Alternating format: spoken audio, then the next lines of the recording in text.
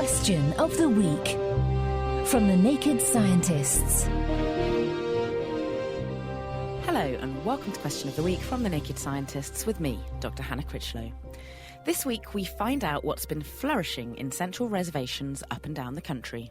Dear Naked Scientist, my name is Edward Draper and I have a question for you.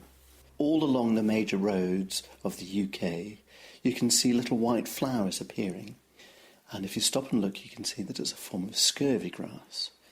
Now, this is a beech plant, and it's found a successful niche of the first few inches from the road. And I'm sure this is partly due to salting the roads. But my question is, given how widespread this flower is, how did it get there? Love to hear an answer. Thank you. So, how has a species so successfully infiltrated the verges of the UK road systems? With the answer is Guy Barter, Chief Horticultural Advisor at the Royal Horticultural Society. We think the plant in question is a native, despite its name, Cochlearia danica, or Danish scurvy grass. It's not actually a grass, but it's related to the cabbage family and known to be a halophyte. That's a plant that grows in the presence of some salt. It's well known to spread along roads, often at a remarkable rate per year, where presumably the turbulence of passing vehicles helps shift the seeds. It's a recent example of the many instances where human activity helps plants spread. Danish scurvy grass is an annual that thrives on well-drained but not too dry sunny soil, so runoff from roads would suit it well, as would the often rubble-like soil beside motorways.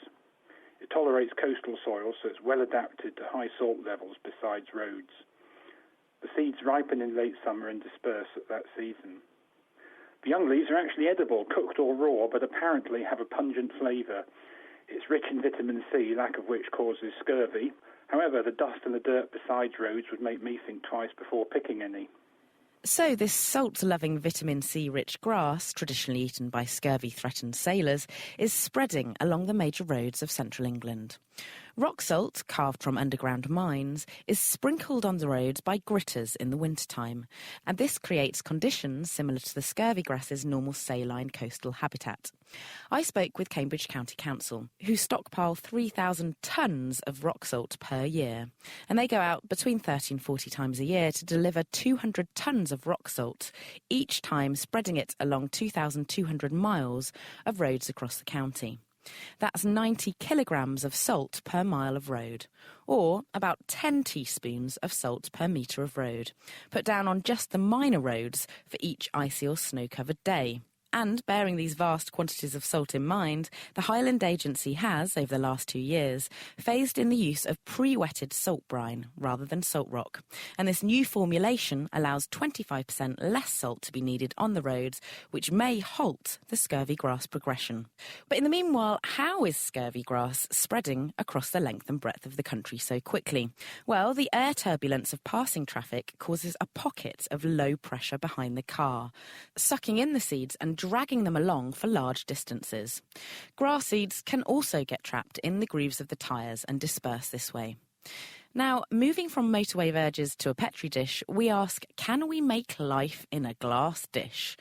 And what defines life anyway? Hi, my name is Bob Archibald. I live in Berkeley, California. I do have a question. Has there been any progress in creating a living organism from basic elements? Seems like with so many advances in human biology, science should be able to produce a very simple organism in the lab. Could you shed some light on this? I really appreciate it. Thanks a lot. Send your thoughts to Chris at thenakedscientists.com, tweet at nakedscientists, write on our Facebook page, or join in the debate on our forum, which is at nakedscientists.com/forum. The Naked Scientists Question of the Week, brought to you in association with the Houter Wisman Foundation, supporting science and education from Alpha to Omega.